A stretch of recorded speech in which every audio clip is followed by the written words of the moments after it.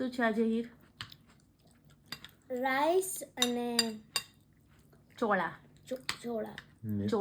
ચોળાનું શાક છે. ગ્રેવી જેવું બનાવ્યું છે. ઓકે, એ લોબિયા કહેવાય. લોબિયા ગ્રેવી. ઓકે, આજે તો નાઈ ધોઈને બેઠી છે ને? આજે નાયા વગર નથી. અને આજે વહેલા ઉઠી ગઈ હતી. પછી કાલથી હવે રેગ્યુલર સ્ટાર્ટ કરવું પડશે ને, એટલે આજે વહેલા હે ને, કેમ કે કાલે હવે સ્કૂલ નોર્મલ ડેઝમાં આવી જશું હે ને. વેકેશન પૂરું, ફિનિશ. તમારે ભાઈ? રાઈસ ઓકે, અને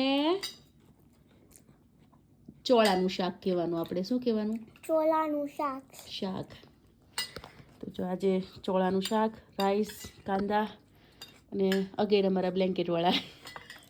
વિચ બ્લેન્કેટ? તો આવી જવા આજે જમવા માટે.